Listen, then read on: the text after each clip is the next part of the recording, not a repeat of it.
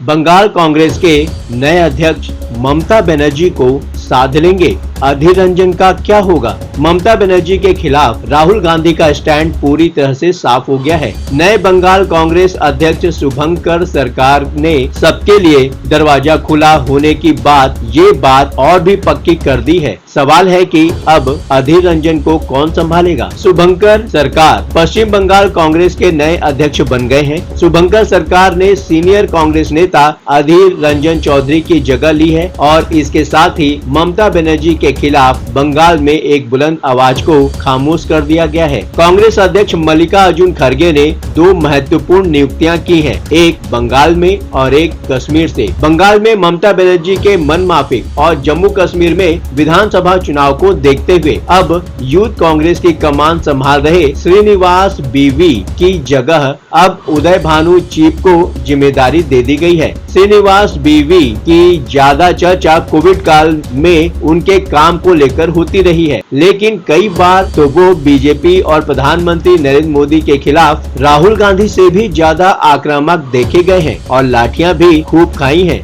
जहां तक कि पटना जाकर भी। नमस्कार, आप देख रहे हैं न्यूज कॉल 24। देश दुनिया की हर छोटी बड़ी खबर सीधे आपके स्क्रीन पर। हर दिन नए विषय, नए मुद्दों पर चर्चा और सटीक जानकारी। सब्सक्राइबर से अनुरोध है कि वह नोटिफिकेशन में जाकर ऑल का ऑप्शन दबाना बिल्कुल न भूले। पहली बार इस चैनल में आए व्यूवर्स से निवेदन है कि न्यूज कॉल 24 को सब्सक्राइब करें, हाइप करके चैनल को सपोर्ट करें। मैं हूं आपके साथ सुशील गिरीश। बात समझनी है तो पूरी सुनी होगी। वीडियो में आखिरी तक बने रहिए। न्यूज कॉल 24 के खास प्रोग्राम बात की बात में आपका स्वागत है। आइए वीडियो में आगे बढ़ते हैं। कश्मीर से आने वाले कांग्रेस नेता उदय भानु चीप आगे क्या करेंगे देखना होगा। अभी तो उनकी भूमिका विधानसभा चुनाव तक ही सीमित मानी जानी चाहिए, लेकिन बंगाल कांग्रेस के नए अध्यक्ष शुभंकर सरकार खास तौर पर ध्यान खींचते हैं। महत्वपूर्ण बात यह है कि शुभंकर सरकार को अधीर रंजन चौधरी की जगह लाया गया है, जो कांग्रेस और ममता बनर्जी के बीच दीवार बने हुए थे।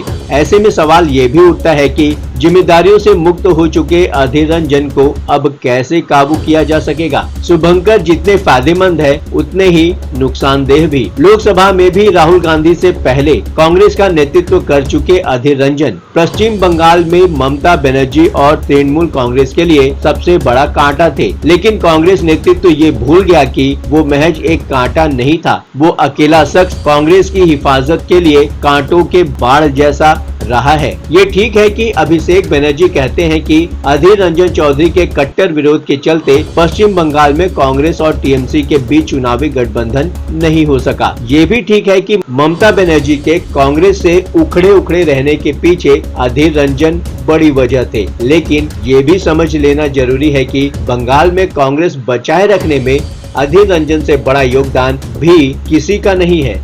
2011 में काम निकल जाने के बाद से ममता बनर्जी कांग्रेस की जड़ें खोदने में जुटी थी, जैसे महाराष्ट्र में शरद पवार करते रहे हैं। महाराष्ट्र में राहुल गांधी ने नाना पटोले को मोर्चे पर तैनात रखा है, लेकिन बंगाल में अधीर रंजन को तो किनारे ही लगा दिया गया।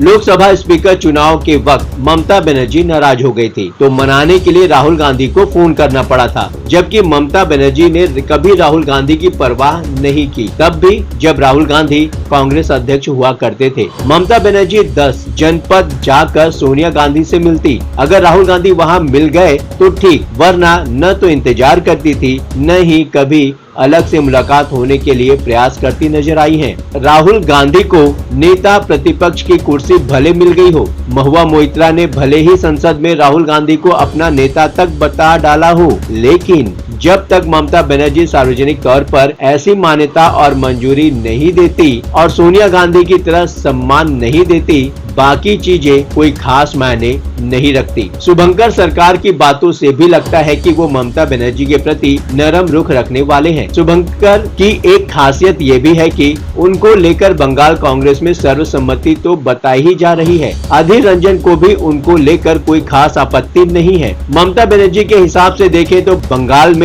राज्यपाल सीवी आनंद बोस के पहुंच जाने के बाद चीजें काफी बदली नजर आने लगी थी। शुरू में ममता बनर्जी के प्रति उनका बड़ा ही नरम रुख देखा जा रहा था, लेकिन अब तो तेवर के मामलों में वो अपने पूर्ववर्ती जगदीप धनखड़ फिलहाल जो देश के उपराष्ट्रपति हैं को ही टक्कर देने लगे हैं और जिस शैली की राजनीति ममता बनर्जी करती हैं, क्या मालूम शुभंकर सरकार को भी रुख बदलने को मजबूर होना पड़े।